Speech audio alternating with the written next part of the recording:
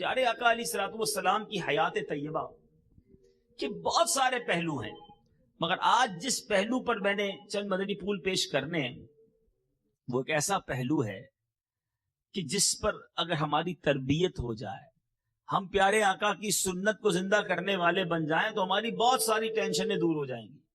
اس وقت ہو سکتا ہے کوئی میرا پریشان بھائی بیٹھا ہو، کوئی ایسا ہو جو قرض دار ہو، کوئی ایسا ہو جس کے ساتھ بیماریاں ہوں، کوئی ایسا ہو جو کسی اور مصیبت میں گرفتار ہے، ٹینشن میں ہے۔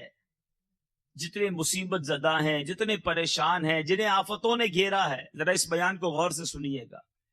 صحابہ کرام علیہ رضوان اور خود نبی پاک علیہ الصلوۃ والسلام کی سیرت میں یہ معاملات کتنے آئے اور کس طرح اس کو ہینڈل کیا گیا۔ خزائن العرفان تفسیر قرآن میں ہے کہ ایک بار سرکار دو عالم صلی اللہ تعالی علیہ وسلم کی بارگاہ میں ایک بھوکا شخص حاضر ہوا۔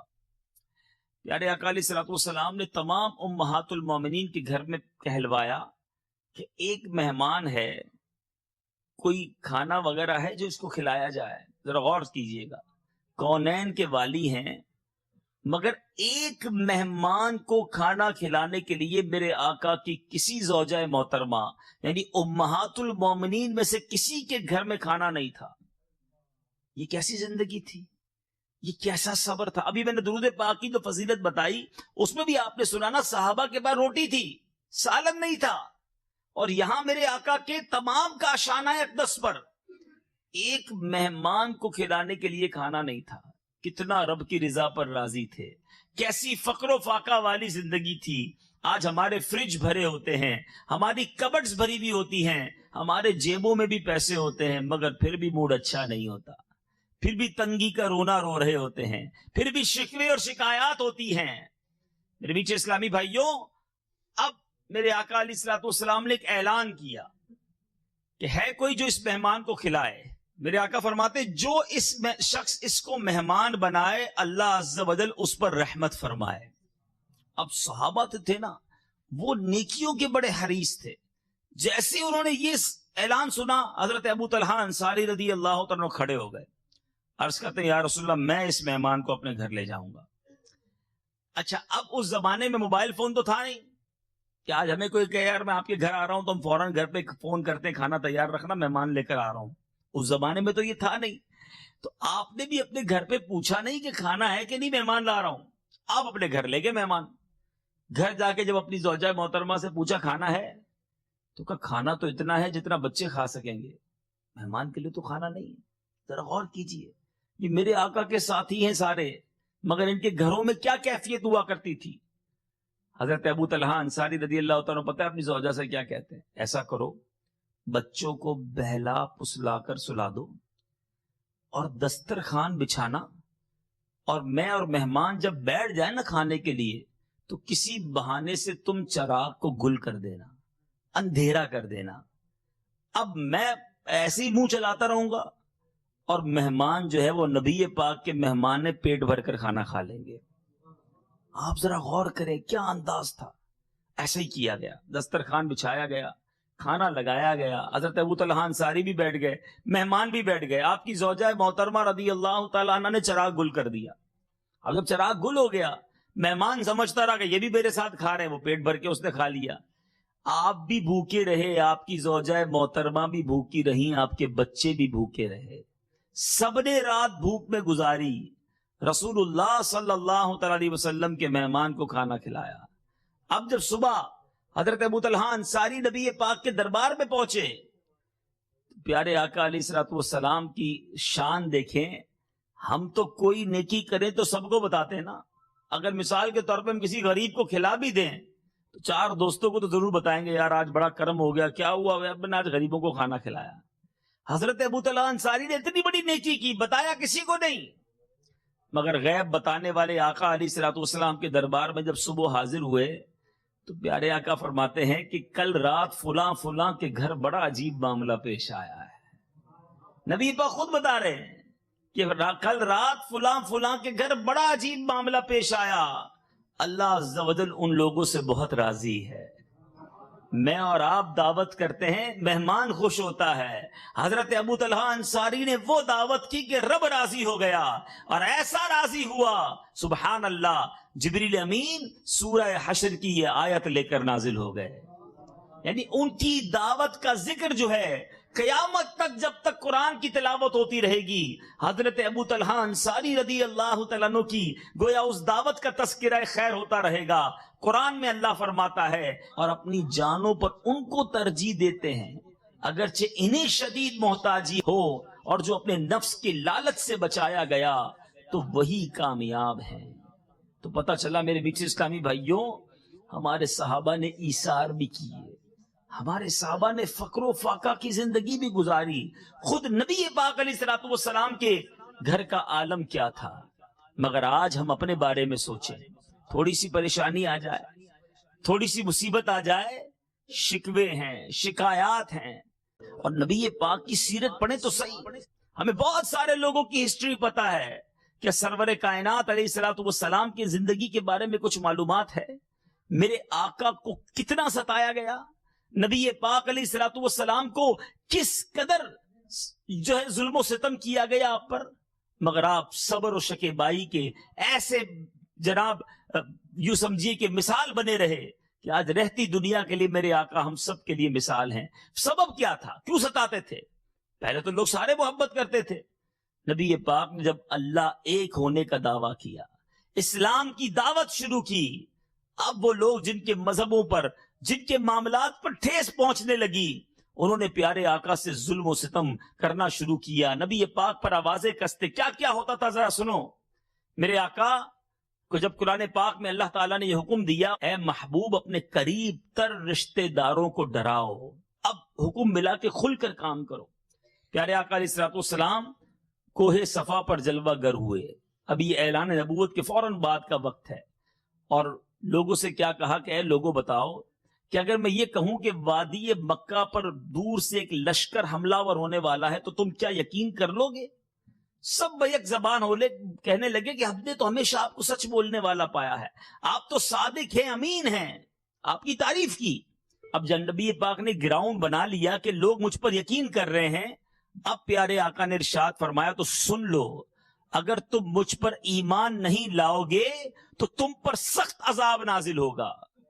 اب جب یہ کہنے لگے تو لوگ جو ہیں، ابو لہب کیا کہتا ہے، بکواس کرنے لگا اور لوگ منتشر ہو گئے۔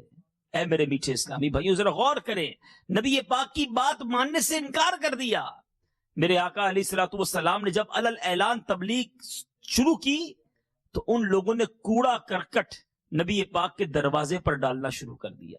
میرے آقا علیہ الصلوۃ والسلام کے دروازے پر جانوروں کا خون ڈالتے، کبھی راستوں میں کانٹے بچھاتے تو کبھی بدنے نازنین پر پتھر برساتے۔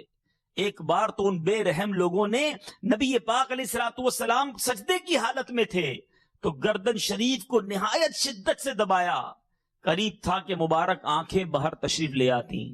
کبھی ایسا ہوتا کہ سجدے کی حالت میں پشت اتھر پر یعنی مبارک پیٹھ پر بچہ دان، یعنی وہ کھال جس میں اونٹنی کا بچہ لپٹا ہوا ہوتا ہے، وہ رکھ دیا۔ کبھی کفار جفاکار آپ کی شان اقدس میں گستاخانہ جملے کستے تھے، آپ صلی اللہ تعالی علیہ وسلم کو معاذ اللہ جادوگر اور کاہن کہا کرتے تھے۔ ذرا غور کریں، رب کے حبیب ہیں، اللہ تبارک و تعالی نے کس قدر کرم نوازی نبی پاک پر فرمائی، مگر ستایا جا رہا ہے اور آپ صبر کر رہے ہیں۔ اے نبی پاک علیہ الصلوۃ والسلام کے غلاموں، یہ دین ایسے نہیں پھیلا، بڑی تکلیفیں اٹھائی ہیں صحابہ نے۔ میرے آقا علیہ الصلوۃ والسلام پر خود بہت سارے مظالم کے پہاڑ توڑے گئے۔ ایک موقع پر جب شعب ابی طالب میں، طویل واقعہ ہے کہ پیارے آقا علیہ الصلوۃ والسلام اور صحابہ کا باقاعدہ سماجی بائیکاٹ کیا گیا۔ 3 سال تک یہ معاملہ رہا کہ کوئی قریش میں سے ان سے کاروبار بھی نہیں کرے گا، ان کو کھانا پینا بھی نہیں پہنچائے گا، رشتہ بھی نہیں کرے گا، ایوری تھنگ بلاک۔ ایک وادی کے اندر یہ سارے لوگ قید ہو گئے، نبی پاک کے ساتھ صحابہ تھے، مگر جب یہ سماجی بائیکاٹ تھا تو بچے بھوک سے بلبلاتے تھے، کیونکہ کھانا آنے سے پہلے غیر مسلم جو تھے باہر ہی غلہ خرید لیتے تاکہ اندر کوئی فروخت کرنے نہ پہنچ سکے۔ بچے بھوک سے بلبلاتے، مائیں ظاہر بچوں کو دیکھ کے تڑپتی تھی، مگر باہر یہ غیر مسلم ان کی آوازیں سن کر کہے لگاتے تھے۔ خواتین کا دودھ خشک ہو گیا۔ محصورین نے کئی روز تک بھوکے رہنے کے بعد درختوں کے پتے ابال کر اپنا پیٹ بھرنا شروع کر دیا۔ حضرت سیدنا سعد بن نبی وقاص رضی اللہ تعالیٰ عنہ کا بیان ہے، ایک بار رات کو میں انہیں ایک سوکھے چمڑے کا ٹکڑا ملا، کہتے بہت بھوک لگی تھی، میں نے وہ چمڑے کا ٹکڑا دھویا، اس کو آگ پر بھونا، کوٹ کر پانی میں گھولا اور ستو کی طرح پی کر اپنے پیٹ کی میں نے آگ بجھائی۔ 3 سال میرے میٹھے اسلامی بھائیوں صحابہ نے ایسے گزارے، مگر نبی پاک کا ساتھ نہیں چھوڑا، اسلام سے منہ نہیں موڑا، اللہ سے شکوے شکایت کرنا نہیں شروع کر دیے۔ بہرحال یہ 3 سال میرے میٹھے اسلامی بھائیوں گزرے۔ میں ان تمام اگر طائف کے میدان کی بات کروں تو کس طرح نبی پاک علیہ الصلوۃ والسلام پر طائف کے میدان میں پتھر برسائے گئے، میرے آقا کے مبارک نالین خون سے بھر گئے۔ میں بتانا یہ چاہ رہا ہوں، اللہ نے مجھے اور آپ کو گھر بیٹھے ایمان دیا ہے، ہم پیدا ہوئے تو مسلمان، ہمارے کانوں میں جو سب سے پہلی آواز آئی اللہ اکبر اللہ اکبر، ذرا سوچو کتنی آسانی سے اسلام مل گیا۔ پوچھو حضرت خباب سے، ایک بار حضرت عمر رضی اللہ تعالیٰ عنہ نے حضرت خباب رضی اللہ تعالیٰ عنہ کی پیٹھ پر سفید سفید داغ دیکھے، کہا اے خباب یہ تمہاری پیٹھ کو کیا ہوا؟ کیا کہتے ہیں، اے عمر تمہیں نہیں معلوم، آپ تو جب ایمان بھی نہیں لائے تھے، یہ اس دور کی بات ہے کہ جب میں اللہ کا نام لیتا تھا تو کفار ہمیں سلگتے ہوئے کوئلوں پر لٹا دیتے تھے، اور مجھے جب سلگتے کوئلوں پر لٹایا جاتا تو میری پیٹھ کی چربی نکل کر ان کوئلوں کو بجھا دیا کرتی، پھر بھی میں اللہ ایک ہے اس کے نعرے بلند کیا کرتا تھا۔ حضرت عمر پتہ ہے کیا کہتے ہیں، اے خباب وہ پیٹھ لاؤ میں چومنا چاہتا ہوں جو اسلام کے لیے جلائی گئی ہے۔ اے میرے میٹھے اسلامی بھائیوں، کس قربانی کی بات کی جائے۔ اے میرے میٹھے اسلامی بھائیوں، ہم سب کو چاہیے کہ ہم اپنے ایمان کی قدر کریں، اور ان تمام باتوں سے ایک اور سبق ملتا ہے کہ صبر، یہ ہمارے صحابہ کا، ہمارے آقا کا یہ شاندار طریقہ رہا ہے، مگر کیا آج ہمارے اندر صبر ہے؟ تھوڑی سی مشکل آ جائے، تھوڑی سی پریشانی آ جائے، ہم صبر سے کام نہیں لیتے۔ حالانکہ صبر کرنے والوں کے لیے خوشخبریاں ہیں، یہ ٹیسٹ ہوتا ہے۔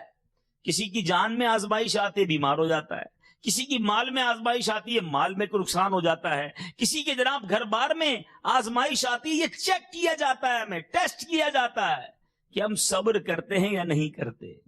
ان لوگوں نے صبر کر کے ثابت قدمی دکھا دی۔ آج ہم بتائیں کہ ہماری زبان سے اللہ کا شکر ادا ہوتا ہے یا ہم شکوے اور شکایات کرتے ہیں؟ اب آپ کہیں جناب میں تو بڑا پریشان ہوں، کس بات کا شکر ادا کروں؟ ایک بزرگ کے پاس ایک شخص گیا، کہتا حضور بڑا غریب ہوں، بڑا مسکین ہوں، میرے پاس کچھ بھی نہیں ہے۔ تو آپ نے فرمایا اچھا کچھ بھی نہیں ہے؟ کہتا ہاں کچھ بھی نہیں ہے۔ کہ یہ آنکھ دے دو اور 2 لاکھ روپے لے لو۔ کہتا آنکھ دوں گا تو زندہ کیسے رہوں گا؟ اچھا ٹھیک ہے، ہاتھ دے دو 2 لاکھ روپے لے لو۔ کہتا ہاتھ بھی نہیں دے سکتا۔ اچھا پیر دے دو 2 لاکھ روپے لے لو۔ پیر بھی نہیں دے سکتا۔ اچھا کان دے دو 2 لاکھ روپے لے لو۔ کہتا یہ بھی نہیں دے سکتا۔ اچھا ناک دے دو۔ وہ بزرگ گنواتے رہے، وہ منع کرتا رہا۔ آپ نے فرمایا کمال کے آدمیوں، لاکھوں روپے کی پراپرٹی لے کے گھوم رہے ہو، کہہ رہے ہو کچھ بھی نہیں ہے میرے پاس۔ پوچھو ان سے جن کے پاس آنکھیں نہیں ہیں۔ اے میرے میٹھے اسلامی بھائیو، اس آنکھ کی قدر ہے نا، کبھی کسی اندھے سے جا کے پوچھنا، بلکہ تھوڑا سا ٹیسٹ کرتے ہیں۔ جتنے یہاں موجود اسلامی بھائی آنکھیں بند کریں، جتنے اسلامی بھائی، میں نے بھی بند کر لی، آپ بھی بند کر لیں، درود پاک پڑھیں، آنکھیں بند کر کے درود پاک پڑھیں۔ الصلاۃ والسلام علیک یا رسول اللہ وعلی آلک واصحابک یا حبیب اللہ۔ اب آنکھیں کھول دیجئے، میں آپ کو دیکھ پا رہا ہوں، آپ مجھے دیکھ پا رہے ہیں، یہ روشنیاں بھی نظر آ رہی ہیں، مگر جو چند سیکنڈز کے لیے آنکھیں بند کی تھی نا، آگے کیا تھا آنکھوں کے؟ اندھیرا۔ جو آنکھوں کے سامنے اندھیرا ہے نا، یہ چند سیکنڈز کا تھا، لیکن جو نابینا ہوتا ہے ساری زندگی اس کی آنکھوں کے سامنے یہ اندھیرا ہوتا ہے۔ کیسے جیتا ہوگا کبھی سوچو۔ کچھ نہیں دیکھ پاتا، نہ اپنے بچوں کو دیکھ پاتا ہے، نہ اپنے گھر بار کو دیکھ پاتا ہے۔ بہت ساری چیزیں کا اسے بھی دیکھنے کو جی چاہتا ہوگا، وہ نہیں دیکھ پاتا۔ کبھی سوچو اندھا نابینا مکے مدینے پہنچ جائے، سارے قافلے والے کہیں کہ دیکھو کعبہ آ گیا، گنبد خضرا آ گیا، کتنی حسرت ہوگی اس نابینا کو کہ یا اللہ میرے پاس آنکھیں ہوتی میں بھی دیکھتا۔ لیکن مجھے بتاؤ اے آنکھ والو، کبھی اس آنکھ کی نعمت کا شکر ادا کیا اللہ کی بارگاہ؟ آج کئیوں کی 30 40 50 سال عمر ہو گئی، کتنی بار اللہ سے عرض کیا آپ نے کہ مولا تیری مہربانی تو نے آنکھ والا بنایا؟ بلکہ اس آنکھ سے ہی رب کو ناراض کرنے کے کام کرتے ہیں، ان آنکھوں سے ہی گناہ کیے جا رہے ہیں، ان آنکھوں سے ہی بے حیائی کی جا رہی ہے، ان آنکھوں سے وہ دیکھا جا رہا ہے جس کو دیکھنے کا منع کیا گیا۔ یہ کتنی بڑی غلط بات ہے کہ ایک تو اللہ نے مجھے اندھا نہیں بنایا اور آنکھیں دی تو میں ان آنکھوں سے ہی رب کو ناراض کر رہا ہوں۔ کبھی اس ہاتھ کی قدر پوچھنی ہو نا، جاؤ جس کے ہاتھ نہیں ہے اس سے پوچھو۔ بلکہ ہاتھ تو بہت دور کی بات ہے، یہ انگوٹھا ہے نا آپ کا، اس انگوٹھے کو کسی دن بند کر دیں، پٹی وغیرہ باندھ دیں، 2-3 گھنٹے گزارنے کی کوشش کریں، پورے دن کی بات بھی نہیں کر رہا، آپ کچھ بھی نہیں کر سکیں گے۔ آپ کو ویلیو پتا چلے گی کہ یہ انگوٹھا کتنا قیمتی ہے۔ ہاتھ تو دور کی بات ہے، آپ کسی چیز کو پکڑ ہی نہیں سکیں گے، گرپ ہی نہیں لے سکتے جب تک آپ کے پاس انگوٹھا نہ ہو۔ اللہ نے یہ ہاتھ دیے بن مانگے، اس لیے نہیں دیے کہ ان ہاتھوں سے ظلم کیا جائے، اس لیے نہیں دیے کہ ان ہاتھوں سے مسلمانوں کو ستایا جائے۔ یہ ہاتھیں نیکی کے کام، ہاتھ نیکی کے کام کرنے کے لیے مجھے رب نے دیے تھے۔ ایک تو نعمت دیتا ہے، پھر ہم اسی نعمت سے اس کی نافرمانی کرتے ہیں اور پھر شکوہ بھی کرتے ہیں میرے پاس کچھ نہیں۔ کسی لنگڑے سے ملاقات کر کے پوچھو کہ تم زندگی کیسے گزارتے ہو، جہاں دل چاہتا ہے ادھر چل کے ہم چلے جاتے ہیں، وہ بیچارہ انتظار کرتا رہتا ہے کہ کوئی میری ویل چیئر چلا دے، کوئی مجھ بیساکھی والے کو ہاتھ پکڑ کر روڈ پار کرا دے۔ اللہ نے کتنی بڑی نعمت ہمیں یہ پیر دیے، کتنا شکر ادا کیا اللہ کا۔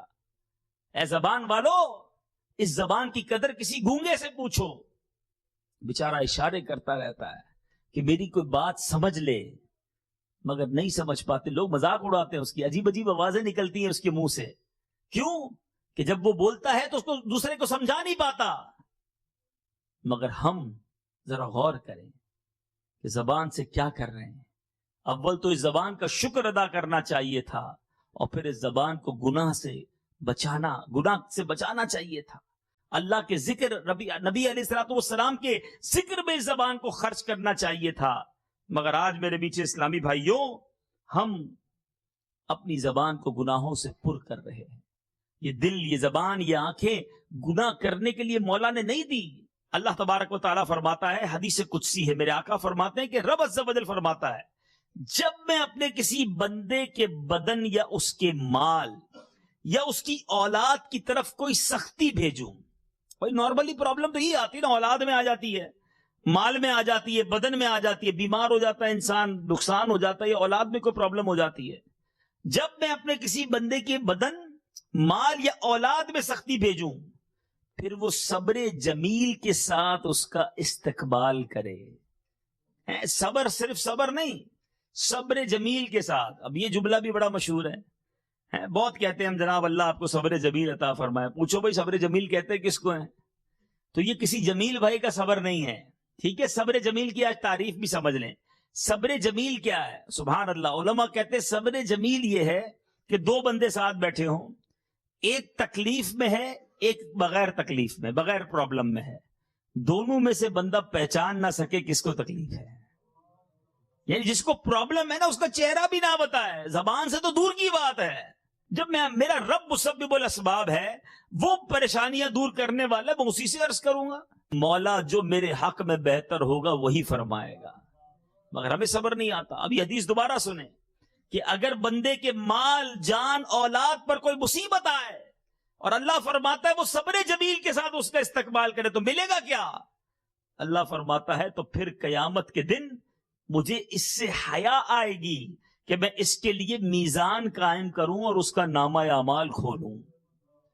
ارے آپ سوچو، ہمارا نامہ اعمال نہ کھلے، ہمارے لیے میزان قائم نہ ہو، اس سے بڑی نعمت کون سی ہے؟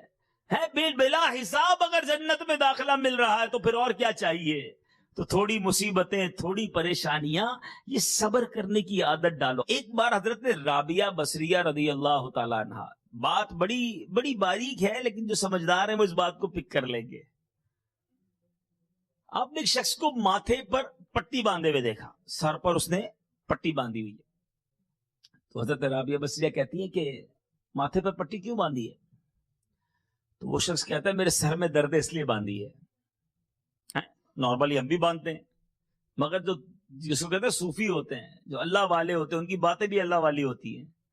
آپ فرماتی ہیں کہ صحت کی پٹی کبھی باندھی تھی؟ آج تمہارے سر میں تکلیف ہے تو تم نے سر پر پٹی باندھی ہے، اتنا عرصہ اللہ نے صحت مند رکھا، صحت کی پٹی کبھی باندھی؟ اب بات سمجھ رہے کہ پٹی باندھ کر تم دنیا کو بتا رہے ہو اللہ نے بیمار کر دیا، اللہ کریم نے زندگی کے اتنے سال تمہیں صحت مند رکھا، اس کا شکر کب ادا کیا، اس کے بارے میں لوگوں کو کب بتایا؟ تو اے میرے میٹھے اسلامی بھائیوں، تکلیف ہمیشہ تھوڑے دنوں کی ہوتی ہے، راحت بہت زیادہ ہوتی ہے۔ ہم راحت کی چھاؤں کو بھول کر تکلیف کی دھوپ کا تذکرہ لوگوں سے کرتے چلے جاتے ہیں، ایسا نہ کیا کریں۔ یہ روایتوں کا مفہوم ہے۔ پیارے آقا علیہ الصلوۃ والسلام فرماتے ہیں کہ جب بندہ اپنے کسی عمل کے ذریعے اس مرتبے تک نہیں پہنچ سکتا جہاں تک اللہ اسے پہنچانا چاہتا ہے، یعنی اللہ کی بارگاہ میں اس کا ایک مرتبہ، ایک مقام لکھا ہوتا ہے، وہ نہیں پہنچ پاتا، تو اللہ تبارک و تعالیٰ اس کے اوپر کچھ مصیبتیں بھیجتا ہے، وہ صبر کرتا ہے تو اس مرتبے تک پہنچ جاتا ہے۔ اب اس کا مطلب یہ ہوا کہ مصیبت، تکلیف میرے مرتبے کو بلند کروانے آئی تھی، مگر ناشکری کر کے، شکوے کر کے، شکایتیں کر کے، لوگوں کو بتا کر ہم نے اپنا وہ سارا صبر کا ثواب ضائع کر دیا۔ اچھا، یہ بھی ایک وسوسہ آتا ہے کہ یار میں نمازیں بھی پڑھوں، میں روزے بھی رکھوں، میں عبادت بھی کروں، میری مصیبتیں ختم نہیں ہوتی، اور جناب وہ فلاں آدمی ایک وقت کی نماز نہیں پڑھتا، روزی بھی حرام، اس کے سارے کام ٹھیک ہو رہے ہوتے ہیں۔ یہ بھی بڑا وسوسہ لوگوں کو آتا ہے۔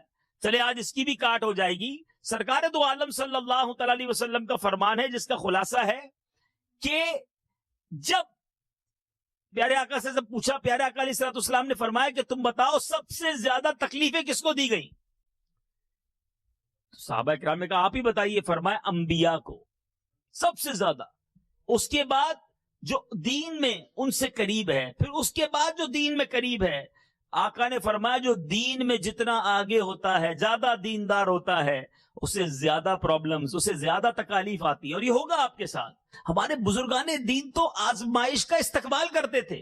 حضرت فتح موصلی رحمت اللہ تعالی کی جو زوجہ محترمہ ہیں، ایک بار ان کا ناخن ٹوٹ گیا۔ کبھی کسی کا ناخن ٹوٹے پوچھو جان نکل جاتی ہے، بڑی تکلیف ہوتی ہے۔ آپ مسکرانے لگی، کسی نے کہا ناخن ٹوٹ گیا آپ مسکرا رہی ہے، تکلیف نہیں ہو رہی؟ فرمایا تکلیف تو بہت ہو رہی ہے، لیکن اس تکلیف پر جو میں نے صبر کرنا ہے، اس صبر پر جو ثواب ملنا ہے، اس کا سوچ کر مجھے مسکراہٹ آ گئی میرے چہرے پر۔ یہ اسلاف ہے ہمارے، جن کا یہ مائنڈ سیٹ ہوتا تھا۔ ہم سمجھتے ہیں اللہ ناراض ہے، ہم سمجھتے ہیں جناب پتہ نہیں میرا ہی گھر مل گیا، معاذ اللہ، ایسی ایسی باتیں منہ سے نکال دیتے ہیں کہ جس سے انسان اسلام سے خارج ہو جاتا ہے۔ میرے میٹھے اسلامی بھائیوں، یہ آزمائشیں امتحان ہے ہمارا، ہمیں ان آزمائشوں پر صبر کرنا ہے۔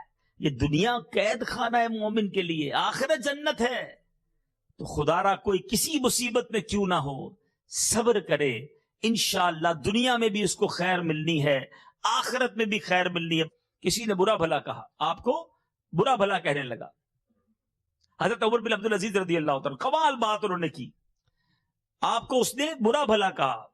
ہمیں کوئی برا بھلا کہے ہم کہتے ہیں میں بتاتا ہوں میں کیا ہوں، اور واقعی بتا دیتے ہیں ہم کیا ہیں، کیونکہ پھر تو اپنی باتیں اندر سے نکلتی ہیں نا، تو اب بتانا نہیں چاہیے۔ تو بہرحال حضرت عمر بن عبدالعزیز سے کسی نے برا بھلا کہا، آپ نے کمال کا جواب دیا۔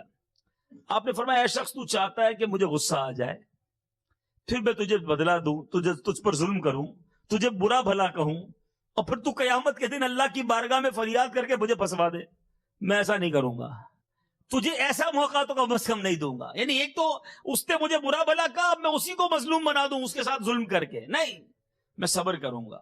تو ہمارے اندر بھی یہ کانسیپٹ ہونا چاہیے کہ ہم کسی بھی موقع پر صبر کا دامن نہ چھوڑے، اللہ کی رضا پر راضی رہنے والے بن جائیں۔ جب اللہ میرے دکھ میں راضی ہے نا، تو وہ قریب ہے، اسے پتا ہے میرے لیے کیا ضروری ہے۔ اچھا، سم ٹائم کیا ہوتا ہے کہ ہم سمجھ رہے ہوتے ہیں یار پتہ نہیں میری دعا قبول کیوں نہیں ہو رہی, پتہ نہیں مجھے یہ چیز مل کیوں نہیں رہی, اتنی دعائیں کروائیں, اتنے بزرگوں سے دعا کروائیں, داتا صاحب پہ بھی گیا وہاں دعا کی, اور جناب فلاں بزرگ سے بھی دعا کروائی, میرا مسئلہ ہی حل نہیں ہوتا ہے. یہ کبھی کبھی خیال آتا ہوگا. آؤ میں آج اس وسوسے کی بھی کاٹ کر دوں. نبی پاک علیہ الصلوۃ والسلام فرماتے ہیں, حدیث کا مضمون ہے کہ جب کوئی فاسق فاجر شخص دعا کرتا ہے نا, اللہ تبارک و تعالی فرشتوں سے کہتا ہے اس کا کام جلدی کر دو, اس کی آواز مجھے پسند نہیں ہے. بندہ یہ بھی سوچتا ہے یار اتنا گناہگار, اس کی دعائیں قبول ہو جاتی ہیں, میں نمازیں پڑھتا ہوں میرے بات ہی نہیں سنی جا رہی, میرا مسئلہ ہی حل نہیں ہو رہا. تو دو ایگزامپل دوں گا, دو روایتیں, آپ کے لیے ذہن میں بہت سارے کلاؤڈ کلیئر ہو جائیں گے, بہت ساری اللہ نے چاہا وسوسے دور ہو جائیں گے. روایتوں میں آتا ہے جب کوئی فاسق فاجر دعا مانگتا ہے, اللہ فرشتوں سے فرماتا ہے اس کا کام جلدی کر دو, مجھے اس کی آواز پسند نہیں. اور جب کوئی اللہ کا نیک بندہ بارگاہ الہی میں دعا کرتا ہے نا, اللہ جبریل سے فرماتا ہے جبریل اس کا کام مت کرنا, اس کو اور مانگنے دو, اس کا مانگنا مجھے بڑا پسند آ رہا ہے, اس کا گڑگڑانا مجھے بڑا پسند آ رہا ہے. میں آپ سے پوچھتا ہوں, اللہ تعالیٰ ایک بار جبریل سے فرما دے کہ میرے بندے کو مانگنے دو, اس کی آواز مجھے بڑی پسند ہے, یہ تمام دعائیں قبول ہوں, اس سے زیادہ اچھا نہیں کہ رب کو میرا مانگنا پسند آ جائے. ہم صبر تو کریں نا, ہم اللہ پر بھروسہ تو کریں, اگر وہ تاخیر ہو رہی ہے یہ میری بھلے میں ہو رہی ہے. اور ایک دوسری بات میرے میٹھے اسلامی بھائیوں, جو دنیاوی اگزامپل کے ذریعے سمجھاتا ہوں, کہ اگر آپ کا کوئی چھوٹا بیٹا چھوٹا بھائی ہو, اس کو گلا اس کا خراب ہو, بخار ہو, وہ کہے مجھے آئس کریم کھانی ہے, ٹھنڈا شربت پینا ہے, آپ پلائیں گے اس کو؟ آپ نہیں پلائیں گے. اچھا وہ رو رہا ہے آپ کے ساتھ, نہیں میں نے پینا ہے, نہیں میں نے کھانا ہے, آپ اس کو نہیں کھلائیں گے, نہیں آئس کریم کھلائیں گے, نہیں شربت پلائیں گے. اچھا تیسرا آدمی دیکھ رہا ہے, وہ کہے یار آپ کیسے ظالم ہیں, آپ کا بیٹا رو رہا ہے, آپ اسے ٹھنڈا پانی نہیں دے رہے, آئس کریم نہیں دے رہے, تو آپ کیا جواب دیں گے؟ میں باپ ہوں, مجھے پتا ہے کب اس کو کیا دینا ہے. یہی کہیں گے نا, اس کو رونے دو, یہ بھلے رو رہا ہے, اس کو ضد کرنے دو, یہ بھلے ضد کر رہا ہے, مجھے پتا ہے کب اس کو کیا دینا ہے. میری بات ذرا غور سے سنیے گا, سارے پرابلم اللہ نے چاہا اگر اس کو یاد کر لو گے ٹھیک ہو جائیں گے. مجھے پتا ہے اس کو کب کیا دینا ہے. مجھے بتائیے, جب آپ کو والد ہو کر پتا ہے بچے کو کب کیا دینا ہے, رب کو نہیں پتا کب مجھے کیا دینا ہے؟ میرے خالق کو نہیں پتا میرے لیے کب کیا بہتر ہے؟ میں رو رہا ہوں یا اللہ دے دے, یا اللہ بیٹا دے دے, یا اللہ مال میں برکت دے دے, یا اللہ نوکری مل جائے, یا اللہ فلاں کام ہو جائے, نہیں ہو رہا. کیوں یقین نہیں کرتے کہ اللہ میرے لیے بہتر فیصلہ کرنے والا ہے؟ وہ مجھے ماں سے زیادہ چاہنے والا ہے. ارے بیٹے کے تمنائی جو بیٹے کے لیے رو رہے ہیں, انہیں دیکھو کہ جن کے بیٹوں نے باپ کو مار کر گھر سے باہر نکال دیا ہے. کیا پتا تمہارے نصیب میں ایسا بیٹا تھا اس لیے اللہ نے بیٹا ہی نہیں دیا. اللہ بہتر جانتا ہے. اللہ کے فیصلوں پر یقین کرنا سیکھ لو, صبر کرنا آسان ہو جائے گا, دل کو قرار مل جائے گا. اے میرے میٹھے اسلامی بھائیوں, آج کے اس مختصر سے بیان میں جو میسج کنوے کرنا ہے, جو میسج آپ سب کو دینا ہے, جو پیغام دینا ہے, کہ اپنے آپ کو صبر کا عادی بنائیں, اللہ کے فیصلوں پر صابر رہنے والا بنائیں, تو انشاءاللہ دنیا میں بھی خیر آپ کا مقدر بنے گی, لائف گزارنا آسان ہو جائے گا.